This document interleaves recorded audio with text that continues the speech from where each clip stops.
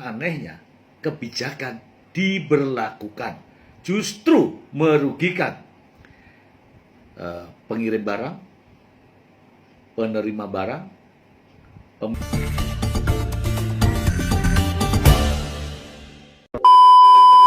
Assalamualaikum warahmatullahi wabarakatuh. Welcome back to my channel. Kembali lagi di channelnya Ujang Maulana. Oke, salam berpisah, salam semangat, dan salam pejuang dimanapun berada.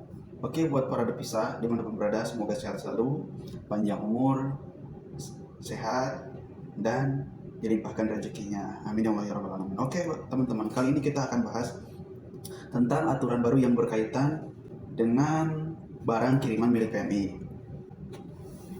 Sekarang ini sedang ramai dan sedang dibahas tentang aturan baru yang dibuat atau kebijakan baru yang dibuat oleh pemerintahan kita. Namun aturan ini tidak pernah ada aturan yang tetap atau yang bisa membuat para PMI itu tenang, karena aturan ini seakan-akan dikotak-atik dan hanya bisa membuat pusing para PMI dan merugikan PMI.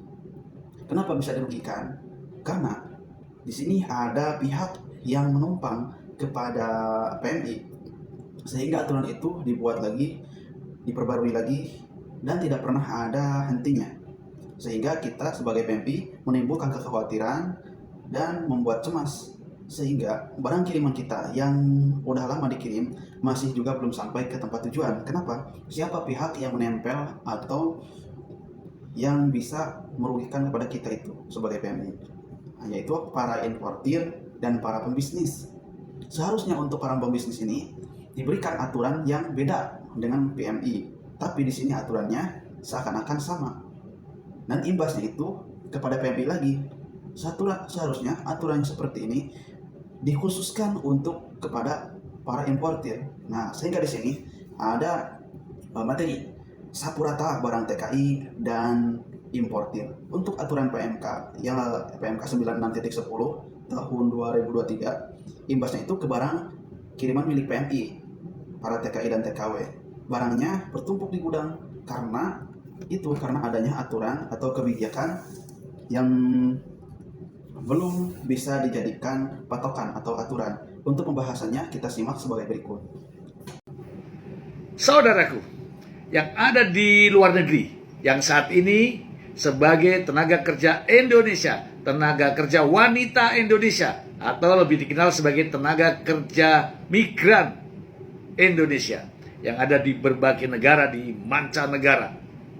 Jika Anda telah mengirimkan barang untuk oleh-oleh, untuk saudara di Indonesia, untuk famili di Indonesia, atau untuk kerabat yang ada di Indonesia, barang Anda sebenarnya sudah sampai. Ya, sudah sampai. Namun saat ini semua barang kiriman dari TKI, TKW, tenaga kerja migran yang ada di luar negeri tersimpan di gudang penyimpanan barang. Sudah sampai sebenarnya, tapi sampainya di gudang, belum bisa dikeluarkan karena ini ada kebijakan dari Bea Cukai yang melarang barang Anda untuk didistribusikan ke alamat yang saudara tuju. Mengapa? Karena pihak Bea Cukai tidak berani mengeluarkan barang tersebut. Katanya menunggu aturan yang baru akan dibuat. Nah, ceritanya gimana kok baru mau akan dibuat? Begini saudaraku, saya akan membacakan sebuah surat yang terkait dengan hal tersebut. Saya akan bacakan langsung untuk saudara. Ini saya tayangkan juga ya. Sehubungan dengan siaran pers Kementerian Koordinator Bidang Perekonomian Republik Indonesia nomor HM 4.6 Set M Ekon 3/10/2023 tanggal 6 Oktober tentang pemerintah perketat impor komoditas tertentu untuk melindungi masyarakat, UMKM, dan industri dalam negeri. Bersama ini disampaikan hal-hal sebagai berikut. 1. Maraknya peredaran barang impor di pasar tradisional dan peningkatan penjualan barang-barang impor melalui platform digital e-commerce menjadi perhatian serius pemerintah untuk melakukan pengaturan kembali masuknya barang impor yang dapat mengganggu masyarakat dan pasar dalam negeri. 2. Sesuai dengan arahan Presiden Republik Indonesia, pemerintah akan fokus pada pengetatan impor komoditas tertentu, antara lain pakaian jadi, mainan anak-anak, elektronik, alas kaki, kosmetik, barang tekstil sudah jadi lainnya, obat tradisional dan suplemen kesehatan maupun produk tas. 3. Berkaitan dengan hal tersebut di atas, bersama ini disampaikan penegasan sebagai berikut. A. Ketentuan mengenai impor barang kiriman termasuk impor barang kiriman pekerja migran Indonesia mengacu pada Peraturan Menteri Keuangan Nomor 199 PMK 010/2019 tentang ketentuan kepabeanan, cukai dan pajak atas impor barang kiriman. B. Perusahaan jasa titipan dalam menyampaikan dokumen pemberitahuan agar 1.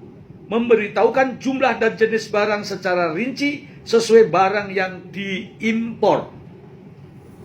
2. Memberitahukan kode HS sesuai dengan kode HS masing-masing barang mengacu pada buku tarif kepabeanan Indonesia yang berlaku.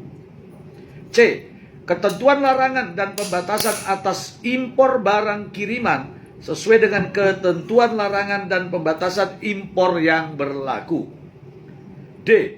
Atas impor barang kiriman pekerja migran Indonesia agar memenuhi ketentuan larangan dan pembatasan sebagaimana dimaksud pada angka 3 huruf C sampai dengan diterbitkannya peraturan khusus yang mengatur. Nah, menunggu aturan khusus yang mengatur. Tapi aturannya nggak ada. Belum ada sampai sekarang, belum jadi. Mereka, Pak.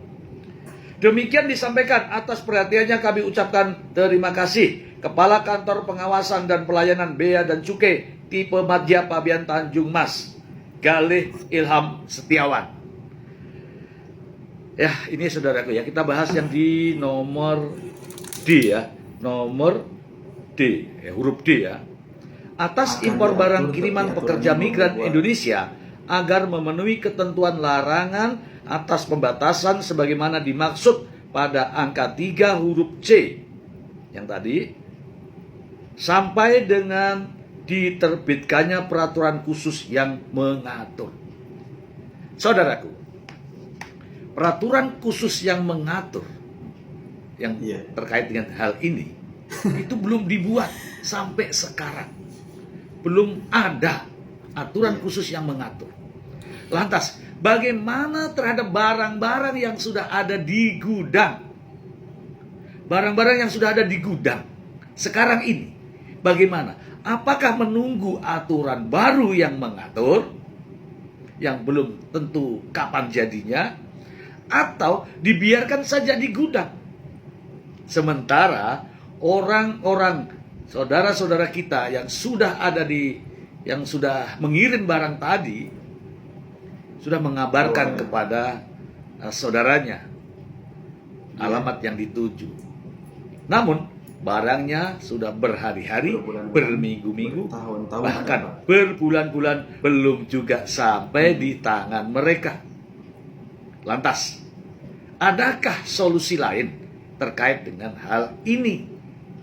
Kalau saya berpendapat bahwa aturan yang khusus tadi belum ada, maka kebijakan yang sudah dilakukan jauh sebelumnya tetap harus dilaksanakan. Artinya, barang-barang yang ada di gudang, di penitipan jasa barang kiriman tadi, haruslah segera didistribusikan. Ingat, barang-barang tersebut mungkin saja ada makanan, ada berupa minuman dan sebagainya. Pasti, Ya, kalau pasti ada, itu ada masa Expired. busuknya, masa kedaluarsanya. Tetapi kalau barang tersebut disimpan di gudang, namun tidak tahu kapan akan didistribusikan, maka ini pahlawan-pahlawan devisa kita di mancanegara menunggu sekian lama. Pahlawan devisa ternyata dilayani di Indonesia Layanannya buruk. seperti ini. Aturan ini belum ada, namun anehnya kebijakan diberlakukan, justru merugikan pengirim barang, penerima barang, pemilik perusahaan jasa titipan juga dirugikan. Kenapa? Karena pengusahanya punya karyawan dan menggaji tiap bulannya, namun tidak ada penghasilan. Ini untuk sementara ya. Jadi menindaklanjuti terkait dengan kebijakan pemerintah yang tidak bijak. Demikian. Oke, itulah guys untuk video kali ini. Semoga ini memotivasi dan menginspirasi buat kalian dan menambah wawasan. Semoga bermanfaat. Terima kasih atas perhatiannya. Assalamualaikum warahmatullahi wabarakatuh.